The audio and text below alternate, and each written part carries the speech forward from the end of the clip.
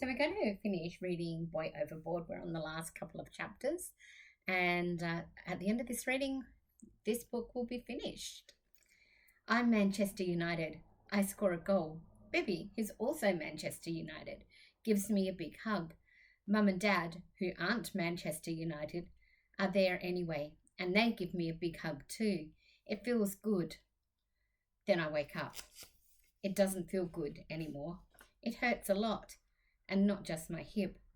Bibi is shaking me. I blink. I look around. The tent is full of people running, shouting. Jamal, yells Bibi, get up. My first thought is that someone has stepped on a landmine. Strange that. We've been on this island for 3 days and nobody said anything about landmines. Perhaps they don't want to depress sad orphans. They don't know me very well. I've got a plan. 2 days, 2 hours a day crying, the rest of the time being a productive and cheerful Australian citizen. It can't be a landmine. Those shouts are excited, almost happy. Come on, yells Bibi, and she drags me out of the tent. People are running down to the jetty. In the dawn light, I can see why. The warship is back, sitting in the harbour. I can make out the shape of a rubber boat bouncing across the grey water towards us. I turn to go back to bed, and then I give a second thought. They must be bringing back the survivors. 3 teenage boys, Rashida said. Perhaps the teenagers that spoke to Mum and Dad while the boat was sinking. Perhaps they have a message for me and Bibi. Slowly limping, I let Bibi lead me down to the jetty. People are climbing out of the rubber boat. Other people are laughing and crying. I must still be half asleep. I don't understand who all these people are. And then I see something that makes me think that I'm not just half asleep, that I must be dreaming. Omar hugging a tearful family, a big, damp, crying, laughing family. He sees me and looks sheepish. This is the big family I was telling you about, he says, and then he goes back to hugging them. I stare. They're real, all right. Next to them, a man from our tent is talking to an Australian officer, and suddenly the man crumples into tears and slumps down onto the jetty. No, he sobs as the officer tries to help him up. I don't want to live, not without them. My insides start to hurt as I realize what is happening. News must have come back about the people on the boat who drowned. Bibi grabs my hand and screams, an ecstatic, joyful scream.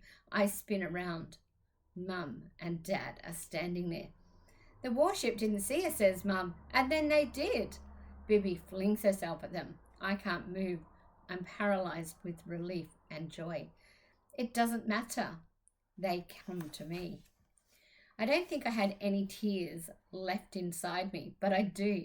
They pour down my face and get all over Mum and Dad and Bibi, and I've never felt anything like it. We hold on to each other for so long that the sun's up when we finally stop for breath. When we can finally speak, we go to the tent and talk for ages. I get the bad news over first. This isn't Australia, I say quietly. It's an island in the Pacific Ocean. Mum and Dad don't seem that shocked. I get the feeling that they already know. Mum puts her arms around us all. We're together, she says. You're safe. That's all I care about. She and Dad ask us about our sea journey. I'm proud of you, son, says Dad, when I tell him about scooping out the boat. Selfish camel snot, says Mum, when Bibi tells her about the sailor who took the only bucket. Exactly, says Bibi, and then she frowns and looks around the tent. Some people are talking happily like us, but others are red-eyed and weeping. Rashida says, murmurs Bibi thoughtfully, that sometimes people are only camel snots because of what's happened to them. We introduce Mum and Dad to Omar and Rashida. Mum cries some more when I explain how Rashida's flower saved our lives, and she hugs Rashida for a long time. I saved his life too, says Omar, and Dad hugs him for a long time. I can see that Omar is getting a bit uncomfortable, so I change the subject. We've got some really good news, I say to Mum and Dad. Bibi's really good at soccer and she's going to be a soccer star. Bibi glows. She punches me hard on the shoulder. So, Jamal, she says, tell them the plan, Jammy. I stare at her. Jammy? Well, a soccer star needs a good nickname, says Bibi. Omar told me that. I tell Mum and Dad about our plan for the future of Afghanistan, about having soccer careers in Australia and helping form a new government at home so we can all go back safely. Mum and Dad look at each other and their eyes fill with tears again. I know how they feel. Happiness can do that. Andrew is sitting in a small office in one of our peeling buildings. Hey, Jamal, he says, I am so happy for you. I take a deep breath and open my mouth to ask the question I've come to ask. Before I can say anything, Andrew speaks again. I am also sorry, he says. I should have told you the truth about this place. I knew you thought it was Australia, but after what you'd been through, I couldn't bear to... He shrugs. I've never seen an Australian look so miserable.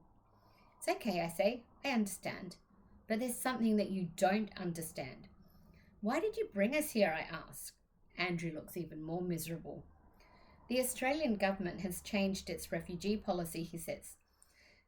That is, they've revised the procedures and protocols. That is. I watch him struggling to find the right words. I wish he could. The words he's used so far don't sound right for an Australian, not one speaking my language even. There was an election in Australia, he said. The Australian government thought they'd get more votes by keeping you out. His voice goes even quieter and sadder than before, and they did. I try to understand what Andrew is saying. I think I'm getting the idea. I'm also getting a sick and anxious feeling in my tummy. You mean some Australians don't want us? My head is spinning. Andrew stands up and goes to the shelf and hands something to me. It's my soccer ball. I'll mend it. I mended it for you, he says. I stare at the new patch on top of all the others. It's an Australian flag. Thank you, I say. I give him a look so he knows that I don't mean about the ball. So he knows I mean about everything. I don't understand. Here's a man who, as kind as can be, from a country where people's hearts are bigger than warm lives, and yet some people don't actually want us there. Why? Well, give it a try, says Andrew, nodding at the ball. Not really in the mood for ball tricks, but Andrew's looking so unhappy. I do it to help him feel better. I drop the ball onto my foot and try to flip it with my knee. My hip explodes with pain. I scream and jerk my leg out. The ball smashes through the window. Sorry, I gasp as I stagger against Andrew's desk.